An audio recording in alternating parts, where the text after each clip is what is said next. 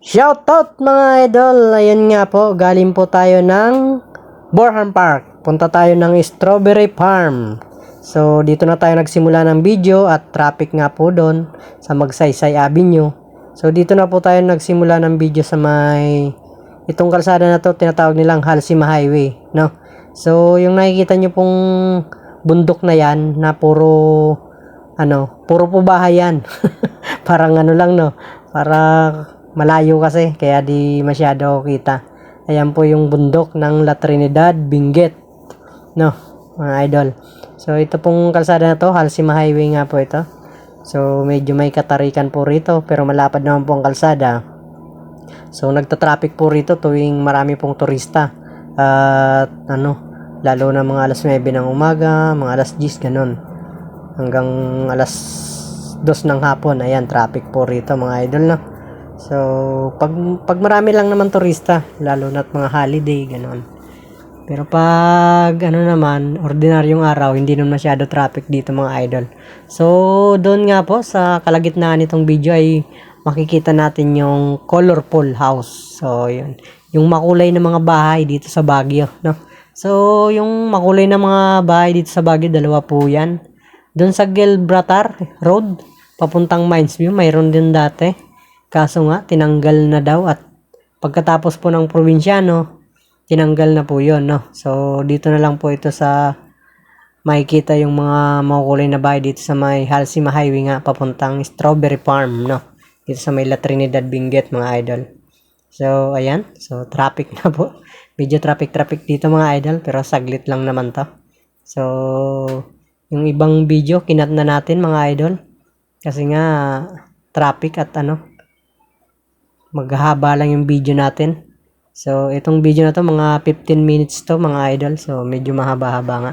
Kasi nga, yung biyahe natin ay umabot ng kulang-kulang 30 minutes.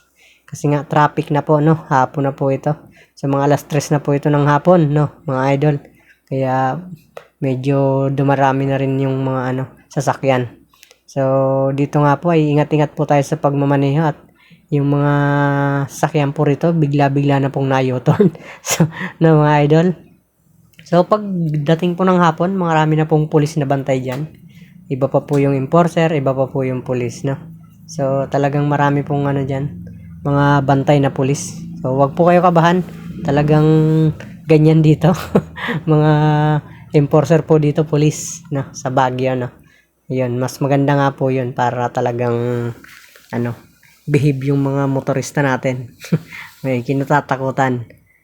So, ayun nga po idol. Ito na po yung papunta po tayong La Trinidad, Benguet, no, mga idol. So, mamaya pag-uwi natin, dyan tayo dadaan sa taas. Papunta na tayong Marcos Highway dyan, no. So, dito tayo ngayon sa baba kasi galing tayong Bornholm Park. So, ayun, taas naman tayo rito. Kasi yung sa baba, papunta pong yan. Mga kabayan dyan sa sa La Trinidad. Ayan nga po idol, no. So tingnan lang po natin yung mga view para para maganda naman. So yung mga hindi pa nakakapunta syempre sa Baguio, para may idea na rin sila na ganun lang din pala sa Baguio. Ganun pala sa Baguio, di ba? Magkakaiba tayo ng ayan. Punong-puno po ng kabahayan, no? Parang mga posporo na pong pinagpatong-patong dyan, no? Pero magaganda po yan sa personal. Hindi lang makita rito sa video natin kasi medyo malabo na tong video natin. Old model pa tong natin camera, mga idol. Pero maganda po yung mga bahay na yan. Talagang siguro million po yung halaga ng mga yan. Pwesto pa lang po siguro yan, million na lalo pa yan, no? Mga po yan. Kumbaga, talagang mga parang pang subdivision din ng mga bahay, mas maganda pa. So, marami nga po ritong mga bahay na Chinese din. So, dito nga po, madadaan natin yung Bell Church. So, marami rin po pasyalan dito. Yung hindi po masyado pinupunta ng mga tao. Hindi ko alam bakit. Siguro nga, syempre, kinukulang yung 5 araw nilang pamamasyal dito sa Baguio. No, mga idol. Kaya, tayo, dapat pag namasyal kayo dito mga 10 araw para sulit lahat. Mapapasyalan lahat ng pasyalan dito sa Baguio mga idol. Ayan. So, dahan-dahan lang tayo rito mga idol. So, malamig naman ang lugar dito. Kaya, kahit mainit ramdam mo yung lamig, no, mga idol. Lalo na pag, dito, season ng January. Yun ang pinakamalamig na buwan daw dito, no, mga idol. Pero nung huling punta ko rito nung March, sobrang lamig pa mga idol, kahit tanghali. Talagang magja-jacket ka. Yun, siguro kung malamig dito, March, yun, February, December, January, yun.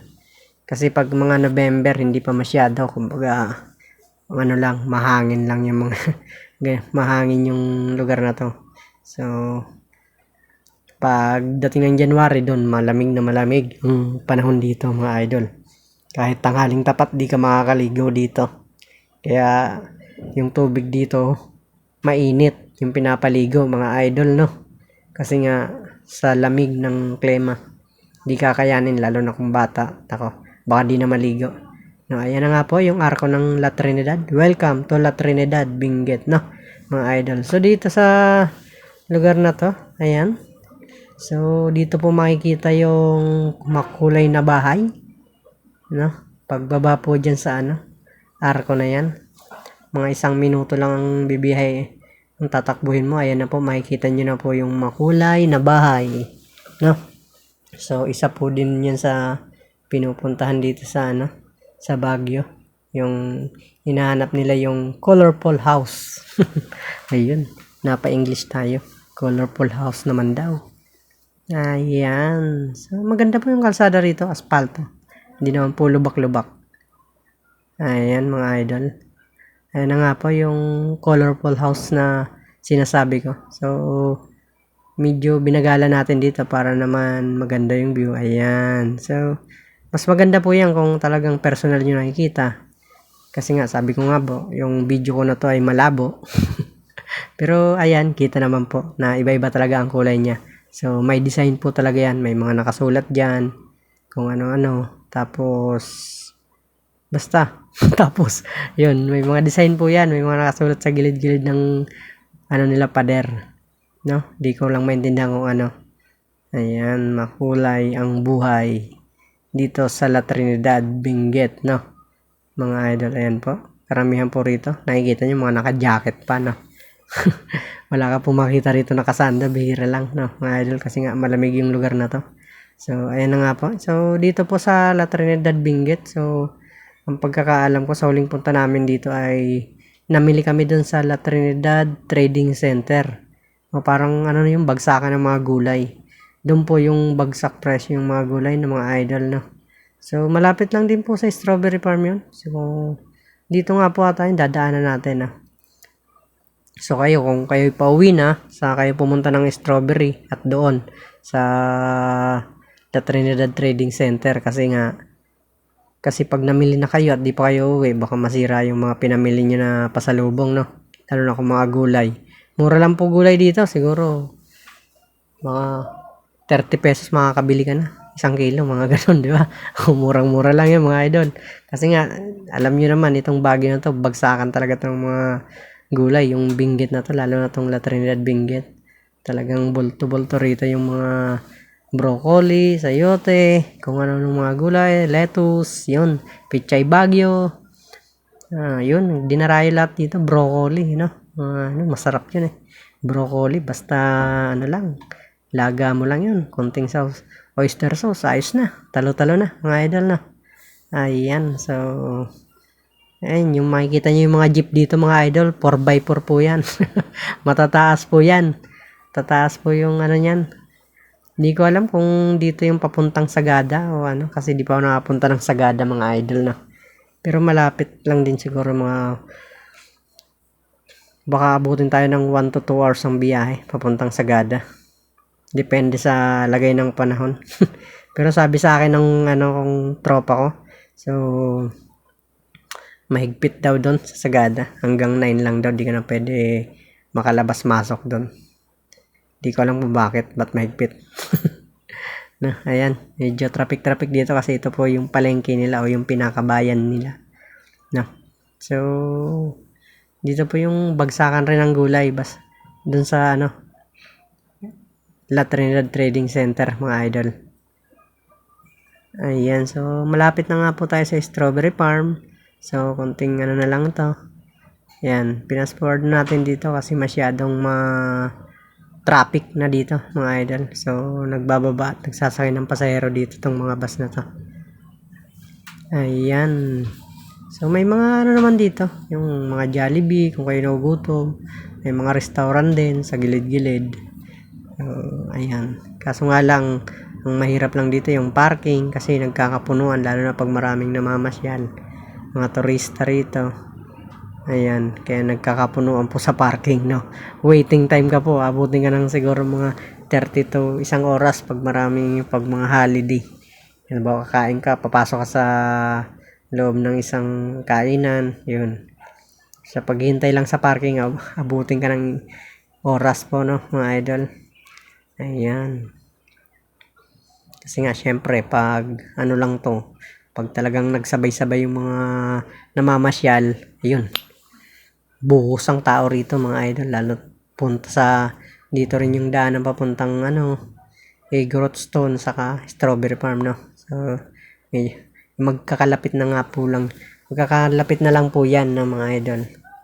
Kunting minuto lang ang kailanganin para marating yung mga yon.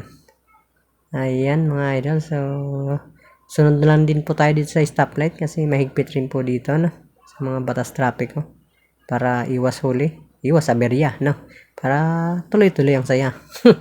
Ayan, idol, no? So, dadaanan natin dito yung BU, Baguio University, no? Yung malaking paral ng yung University ng Baguio, no? Mga idol. Ayan. So, diretso lang tayo rito. Ayan. Ayan po, yung University ng Baguio. Yung kulay green na yan. Mahaba po yan. So, babaybayin po natin. Hanggang sa dulo, no? So, tapos pagdating sa dulo, kakanan tayo para sa Strawberry Farm. No, mga idol, ayan. Malaki po to. Yung paaralan ng Baguio University. Di ko lang Baguio University o Benguet University to, mga idol. Pero nakalagay doon Baguio University. Saka may kampo rin dito, idol eh. Di ko alam kung anong kampo yun. Marami kasing kampo rito. Camp Janhay, Camp wala po ditong Camp Sawi. Ayan. So, dito hindi na masyado traffic, mga idol. Dire-diretso lang. Pahapon na po ito. Siguro magpupur na ng hapon to. O 3 ng hapon to. Magpupur na nga, idol. Pero pag umaga po rito, traffic din po rito. Sabay-sabay po kasi yung mga namamasyal, papuntang Strawberry at palabas. Ayan, labas-masok. Kaya nagta-traffic din. So, kaya inaabot ng isang oras dito pag halimbawa ganun. Abutin ka ng isang oras bago ka makalabas dito sa Strawberry Farm o bago ka makapunta. Lalo na dun sa Halsima Highway, nako. Hirap pa naman dun. Matarik, tapos traffic pa. Ng mga idol. Sige. Ayun nga po, idol. Liliko na po tayo dito sa kanan natin, no, mga idol. Ayan. Dire-diretso na po to sa Strawberry Farm. Ito pong dinadaan natin ay Strawberry Farm Road. Oh. Di ba? Kaya di na kayo maliligaw kasi itong kinakalsada na to ay Strawberry Farm Road. Ayan. Kaliwa naman tayo rito. Yan na po yung papasok sa Strawberry Farm. So, halos magkadikit lang palabas at papasok sa Strawberry Farm. Ayan na po. Dito na po tayo sa Strawberry Farm na mga idol. So, saglit lang naman biyahe. Hindi ka naman abutin ng isang oras. Basta dire-diretso lang tayo. Ayan. So, ayan. Magbabayad nga lang po dito ng bayad dito. 35 pesos ata, mga idol. 35. Oo. 35 yan, idol. Up to sawa ka na kahit ilang oras ka na siguro dyan. Basta pagpasok mo dyan, magbabayad ka ng 35. Bibigyan ka ng ticket. Tapos yung CR dyan, yun, may bayad din. 6 ata sa ihi. Tapos pag dumi 10. Ayan. Tapos yung picking nila ng strawberry dyan ay 600 sa 1 kilo, no? Pag lumagpas doon, babayaran mo o di kaya iiwan mo na yung strawberry, mga idol. No. Ayan, thank you mga idol. God bless. At ayan, dito tayo. Hanap lang tayo ng parking mga idol. Thank you, thank you. At God bless sa inyo. Ayan. Okay, malawak naman po parking nila.